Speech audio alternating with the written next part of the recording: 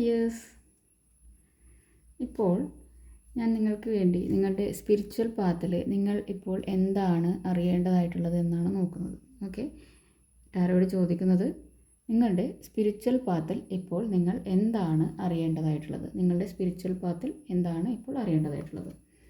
അപ്പോൾ ടാരോ എന്താണ് ഇപ്പോൾ സ്പിരിച്വൽ പാത്തിൽ വ്യൂവേഴ്സ് അറിയേണ്ടതായിട്ടുള്ളത്, സ്പിരിച്വൽ പാത്തിൽ ഇപ്പോൾ എൻ്റെ വ്യൂവേഴ്സ് അറിയേണ്ടതായിട്ടുള്ളത്.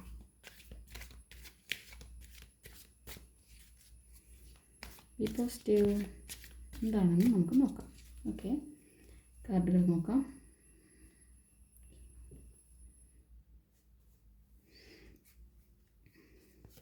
എന്താണ് ഇപ്പോൾ സ്പിരിച്വൽ പാത്തിൽ അറിയേണ്ടത്?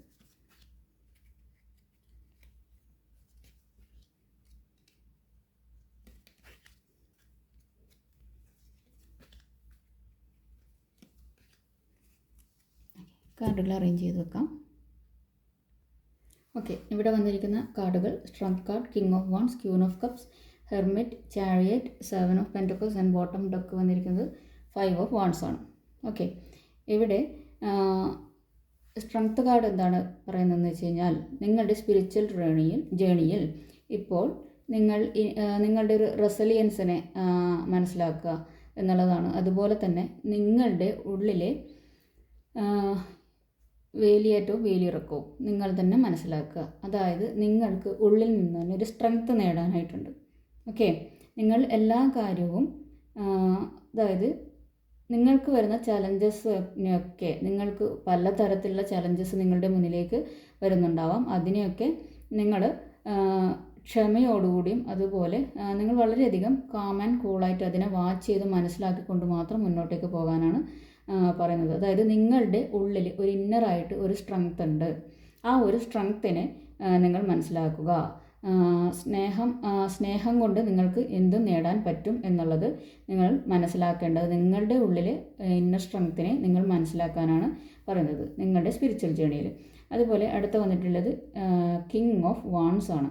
അപ്പോൾ ഇവിടെ നിങ്ങൾ ഒരു കിങ്ങിനെ പോലെയാണ്. അതായത് നിങ്ങൾക്ക് മാത്രമല്ല നിങ്ങളുടെ കൂടെയുള്ള വ്യക്തികളെയും നിങ്ങൾക്ക് മുന്നോട്ടേക്ക് കൊണ്ടുപോകാൻ പറ്റുന്ന വ്യക്തികളാണ്. സ്പിരിച്വലി ഉള്ള ജേണിയിൽ ഒരുപാട് പേരെ മുന്നോട്ടേക്ക് നയിക്കാൻ പറ്റുന്ന നിങ്ങളുടെ പാതയിലേക്ക് ഒരുപാട് വ്യക്തികൾ വരും. അപ്പോൾ അവരെ നിങ്ങൾക്ക് വന്നിട്ടുള്ള അറിവുകളും തിരിച്ചറിവുകളും വെച്ച് അവരെയും മുന്നോട്ടേക്ക് നയിക്കാനുള്ള വ്യക്തികളെയാണ് ഇവിടെ കാണുന്നത്.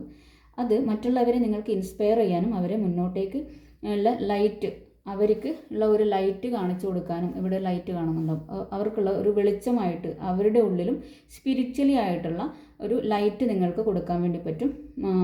അതുകൊണ്ട് തന്നെ അത് ഏത് വഴിയാണ് സാധിക്കുന്നതെന്ന് വെച്ച് കഴിഞ്ഞാൽ നിങ്ങളുടെ സ്പിരിച്വലായിട്ടുള്ള ഇൻസൈറ്റ് വഴിയാണ് സാധിക്കുന്നത്. അതിന് ആദ്യം നിങ്ങളുടെ സ്പിരിച്വൽ ഇൻസൈറ്റിനെ നിങ്ങൾ മനസ്സിലാക്കണം. അതായത് എന്താണ്, നിങ്ങൾ പോകുന്ന വഴിയിലെ റെസ്പോൺസിബിലിറ്റീസ് നിങ്ങൾ തന്നെ ഏറ്റെടുക്കേണ്ടതായിട്ടുണ്ട്. നിങ്ങളുടെ പാത ഏതാണെന്ന് നിങ്ങൾ കൃത്യമായി മനസ്സിലാക്കി അതിൻ്റെ റെസ്പോൺസിബിലിറ്റീസും അതുപോലെ തന്നെ നിങ്ങൾ എന്തിനാണ് ഇവിടെ എത്തിയതെന്നും നിങ്ങളുടെ ഇൻറ്റൻഷൻസ് വളരെ വ്യക്തമായിട്ട് മനസ്സിലാക്കിയിട്ട് മുന്നോട്ട് പോകണം. നിങ്ങൾക്ക് ഒരുപാട് തിരിച്ചടികളൊക്കെ വന്നിട്ടുണ്ടാവും. അപ്പോൾ അതിൽ നിങ്ങൾക്ക് എന്താണ് പഠിക്കാനുണ്ടായിരുന്നതെന്നും അതിൻ്റെ ഇൻറ്റൻഷൻ എന്താണെന്നും ക്ലിയറായിട്ട് മനസ്സിലാക്കിയിട്ട് നിങ്ങൾ മുന്നോട്ടേക്ക് പോകുമ്പോഴാണ് നിങ്ങളുടെ കൂടെയുള്ള വ്യക്തികളെയും നിങ്ങൾക്ക് മുന്നോട്ടേക്ക് കൊണ്ടുപോകാൻ വേണ്ടി പറ്റുന്നത്. അതായത് നിങ്ങളുടെ പാതയിൽ നിങ്ങൾ ഒരു മെൻ്റൽ ക്ലാരിറ്റി നേടണം എന്നാണ് പറയുന്നത്. അതുപോലെ തന്നെ നിങ്ങൾ വളരെയധികം പാഷനേറ്റ് ആയിരിക്കണം. ഞാനിത് എൻ്റെ ഒരു പാഷനാണിത്, എന്തായാലും എനിക്ക് ഈ ഒരു ഇതിൽ ഞാൻ വിജയിച്ചേ അടങ്ങൂ എന്നുള്ള രീതിയിൽ ഒരു പാഷനേറ്റായിട്ട് നിങ്ങളുടെ പാഷനെ കണ്ടെത്തി പാഷനേറ്റായിട്ട് മുന്നോട്ടേക്ക് പോകാനാണ് പറയുന്നത്.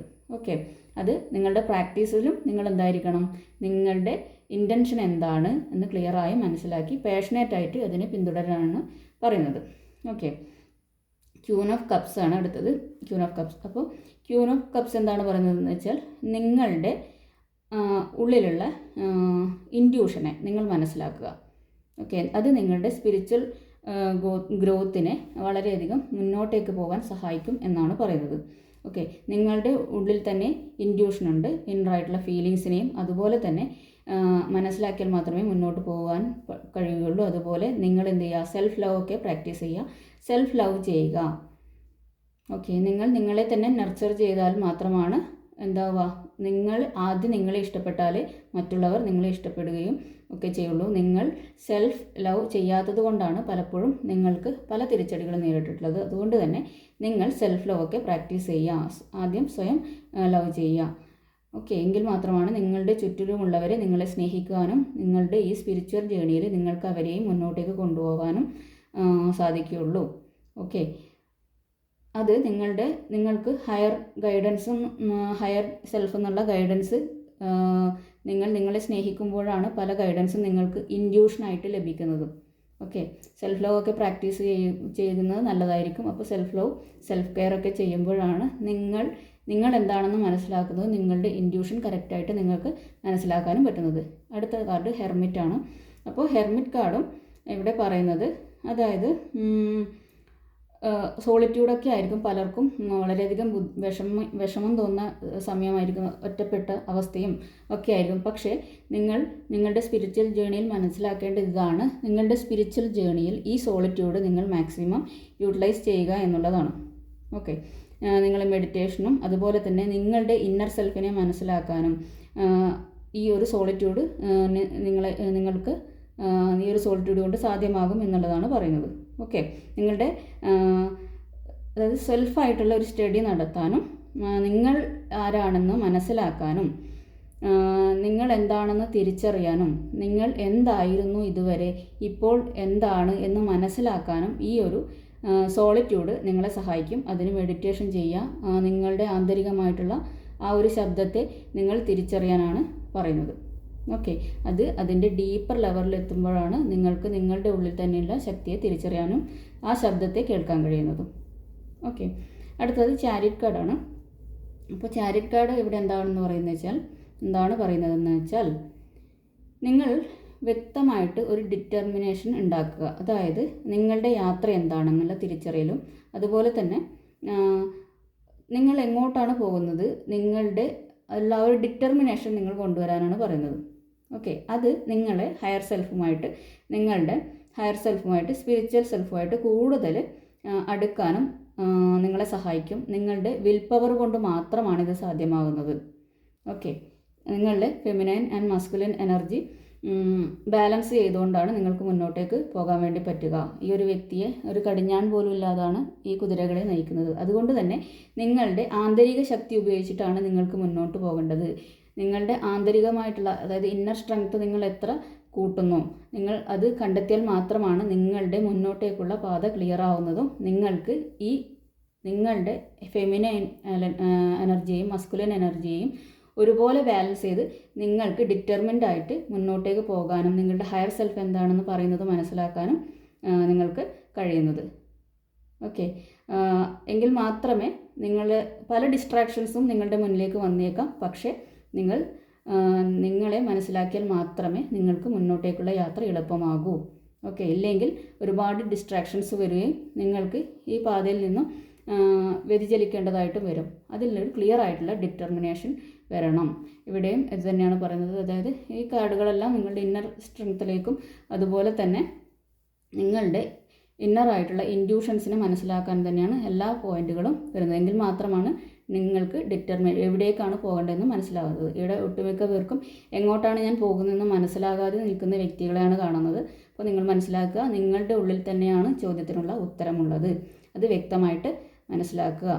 ഓക്കെ, അടുത്തത് 7 ഓഫ് പെൻറ്റക്കിൾസ് ആണ്. ഇത്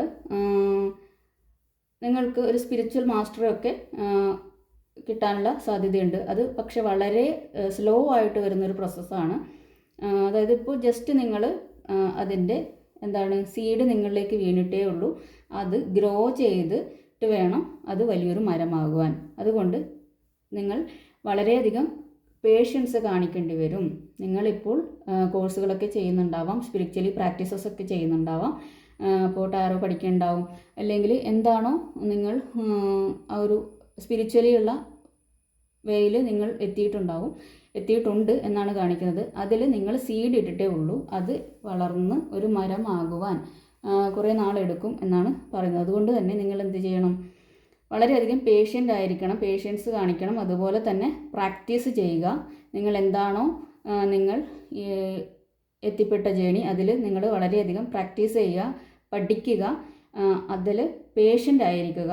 എങ്കിൽ മാത്രമേ നിങ്ങൾക്ക് മുന്നോട്ടേക്ക് പോകാൻ പറ്റുള്ളൂ. പെട്ടെന്നുള്ള ഒരു സ്പീഡി ആക്ഷൻ കൊണ്ട് നിങ്ങൾക്ക് ഇതിൻ്റെ വഴി നിങ്ങൾക്ക് മാറിപ്പോകാമെന്നേ ഉള്ളൂ. വളരെ കൃത്യമായിട്ടുള്ള പേഷ്യൻസും അതുപോലെ തന്നെ നിങ്ങൾക്ക് ഡിറ്റർമിനേഷൻ ഉണ്ടെങ്കിൽ മാത്രമേ മുന്നോട്ടേക്ക് പോകാൻ വേണ്ടി പറ്റുള്ളൂ.